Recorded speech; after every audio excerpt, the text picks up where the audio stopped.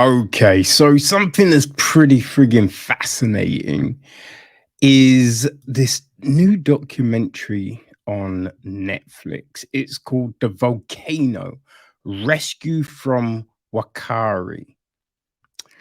Okay, so I mean, I remember this when it happened. And at the like, I kind of have a similar feeling about what happened from then that I do now, right? It's kind of crazy. This is kind of crazy, and this documentary, I don't know, man.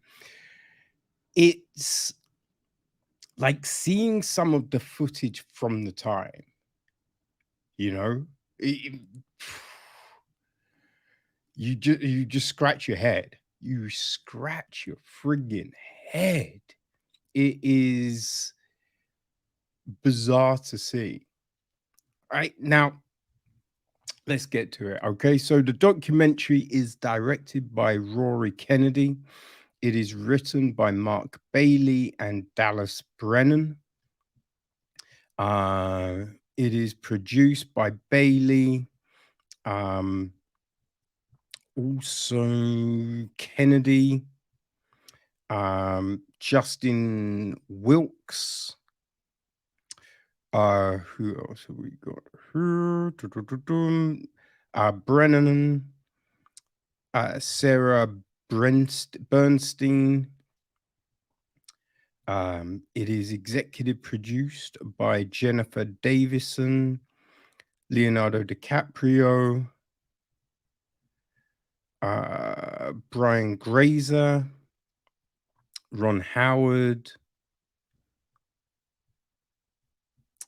and Philip Watson. Co-produced by Sally Williams. Um, it's line produced by Rebecca Barry, Jessica Goldstein, Madeline Heverton Mile,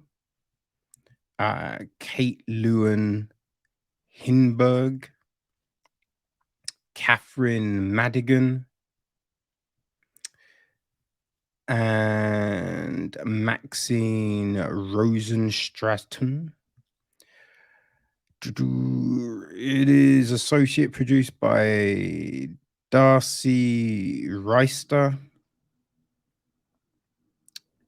uh, Vienna Magililo, Kerry Jensen. Yeah, I mean, there's a few other people involved, but boy, there's a lot of cooks up in this. You know what I mean? Music is handled by Steve Mazzaro. Several cinematographers: Dominic Fryer, Mike Jonathan, Justin Kerrigan, Mark Lapwood, Murray Milleen, Greg Talusa, and William Willoughby. Jawad Mettini edits the piece. Yvonne Burns handles makeup. Production management: Rachel Black, Kelsey Field, and Moran Lang. And involved, we've got Mark Innerman. So these are people that we hear from. He's the brother of one of the tour guides. We have got um actually one of the tour guides, Kelsey Waghorn. Um Brian DePaul, he was a helicopter tour guide.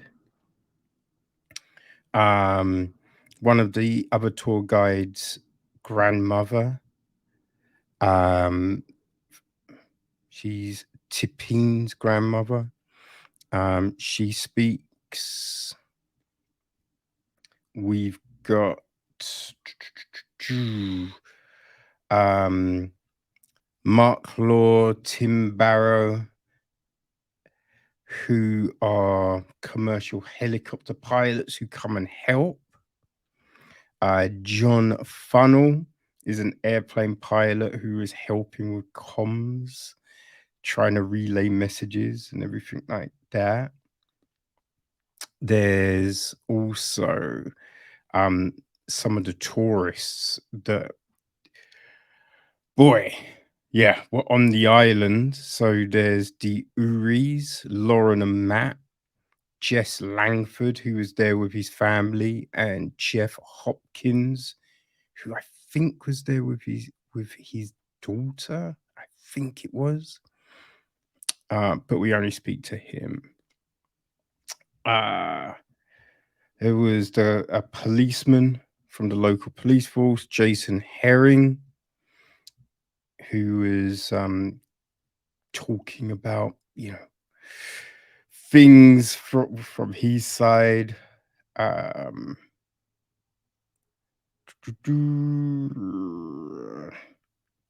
Yeah, that's about it. There was, oh my gosh, there was a Maori leader who talks, and oh, that was just, it was weird and it was pointless.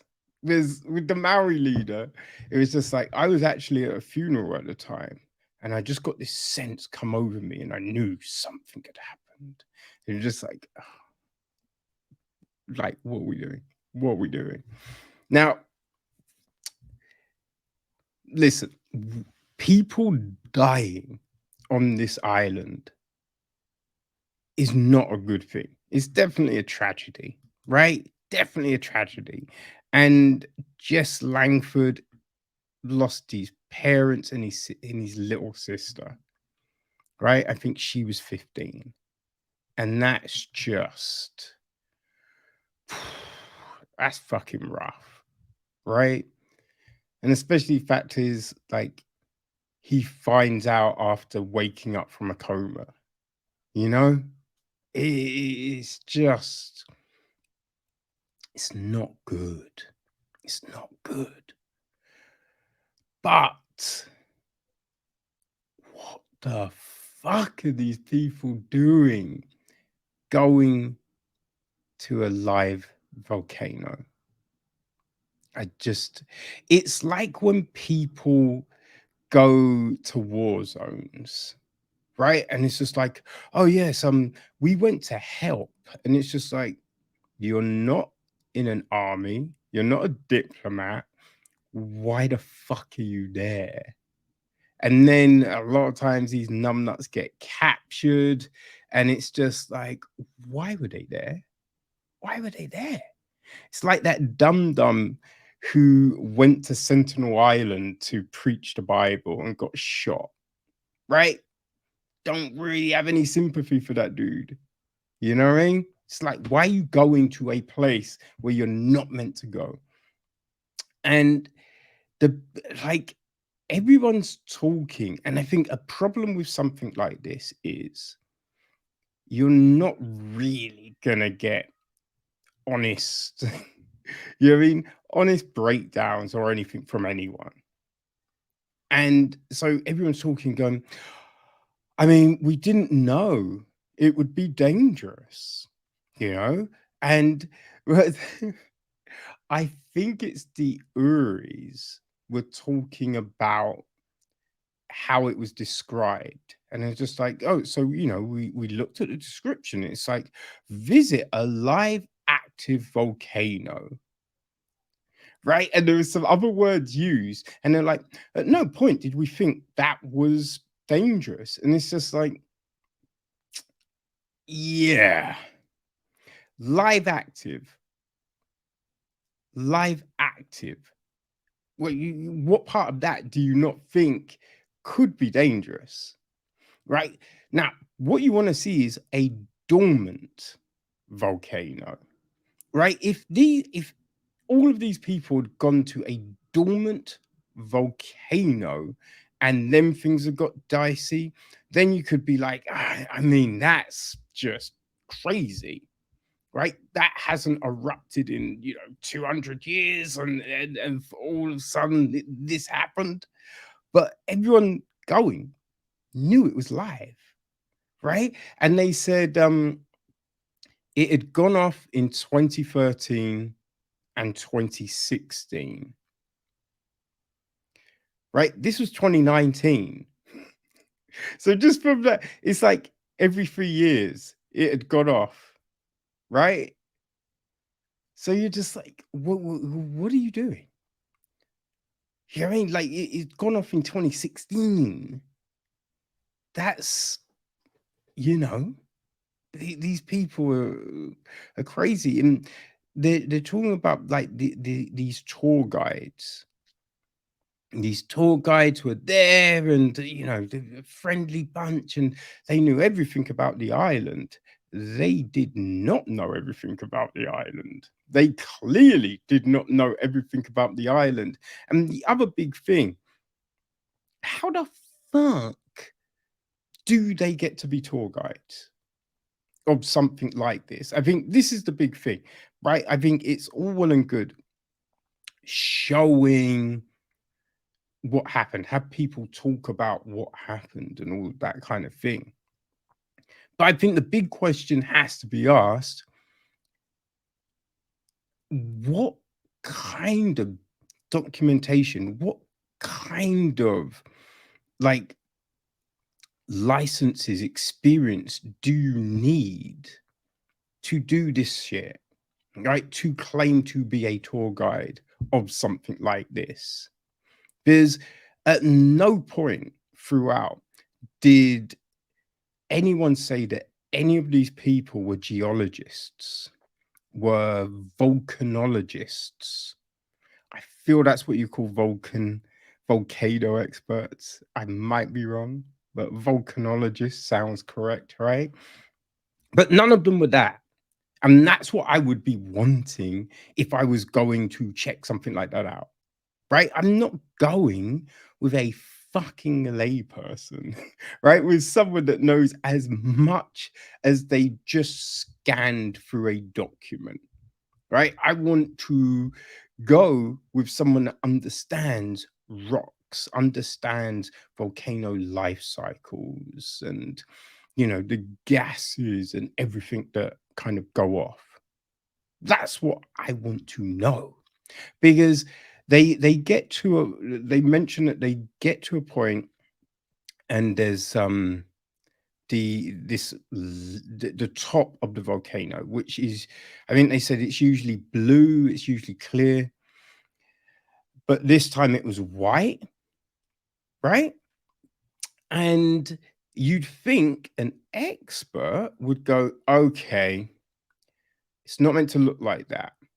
This indicates some activity. So we need to low.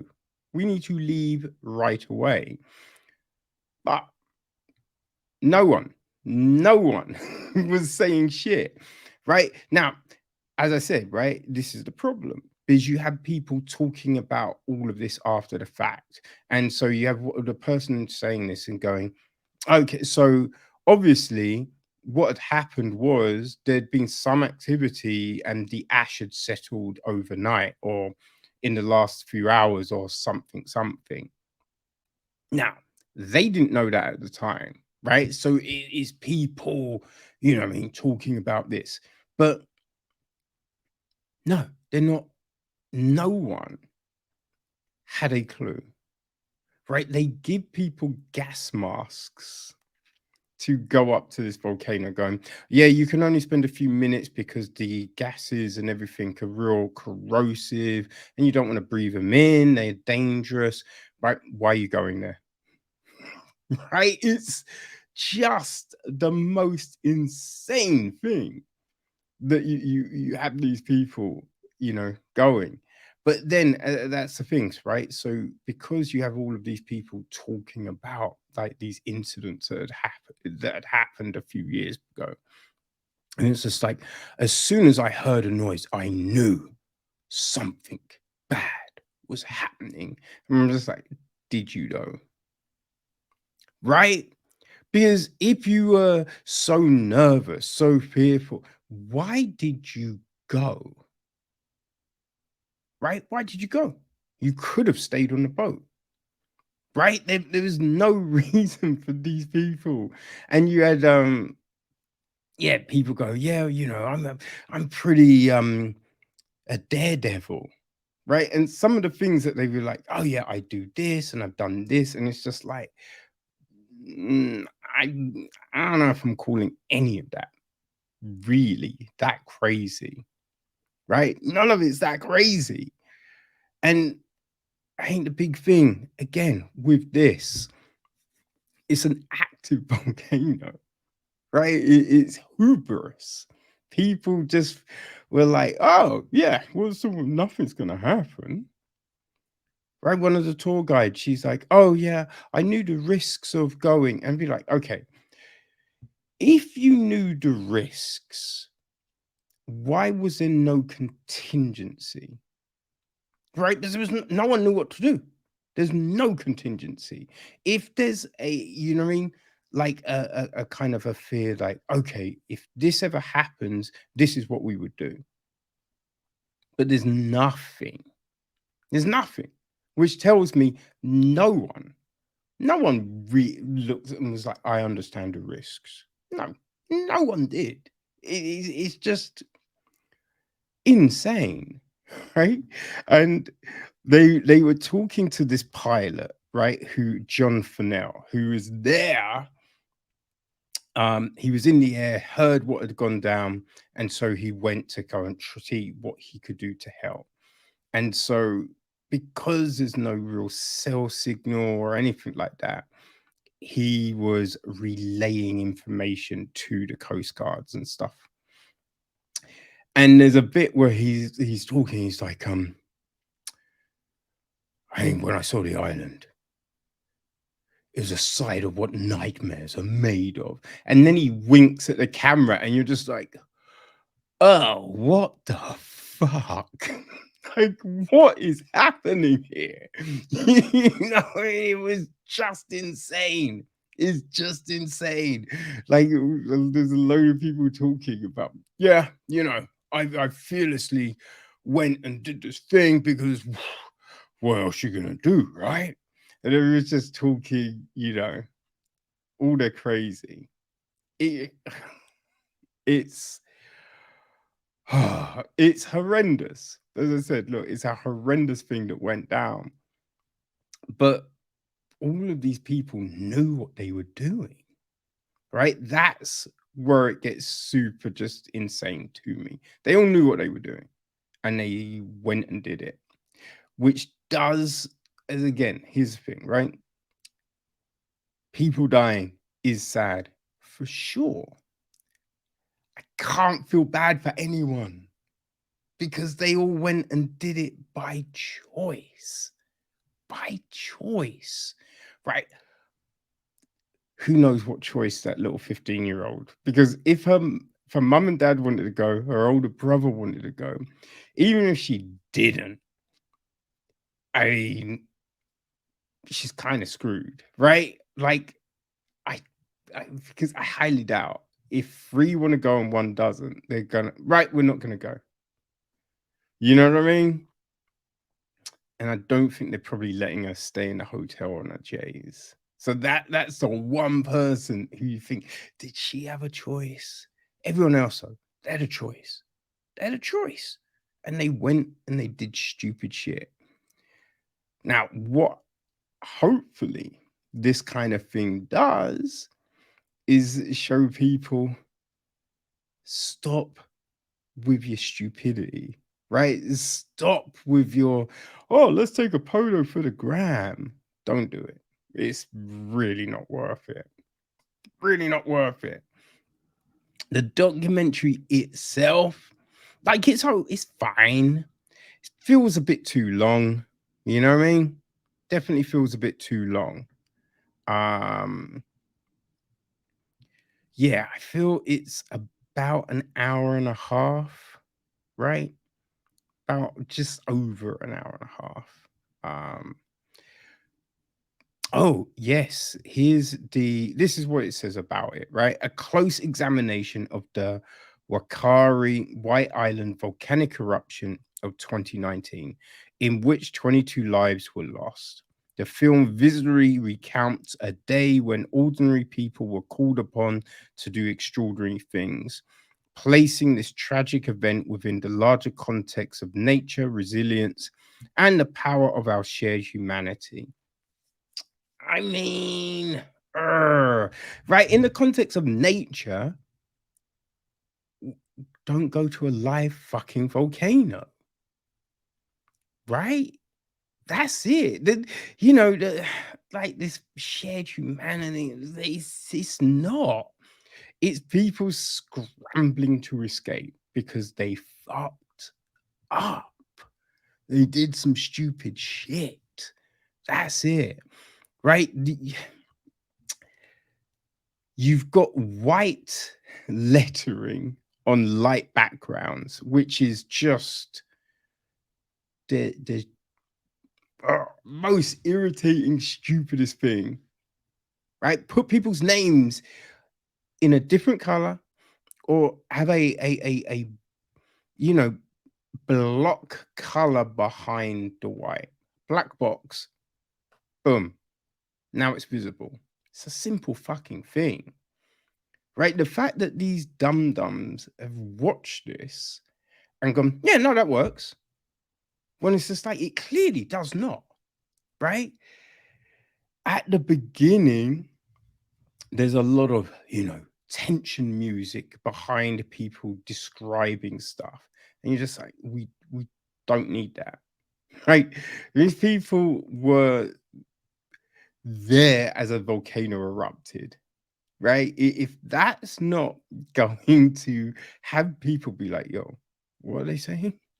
Then your stupid music is not going to help, right? It's not going to make it more interesting than a live account of someone being engulfed by a frigging ridiculously hot gas cloud from a volcano. So just, yeah, fucking mood music, irritating. Documentary, a bit too long. Just it felt a bit too long. It probably would have been a solid hour. There's a lot of it just becomes repetitive. People going, "Oh, if I'd known what I know today, I wouldn't have gone." And be like, "It said live volcano. Like, what else did you need to know?" Right? It's just, yeah. I don't know. It's interesting to an extent. It's definitely interesting to an extent. But there's a lot left on the table with this one. Okay, but the volcano rescue from Watari is on Netflix, people. So yeah, if this kind of thing is of interest to you, you can go check it out now.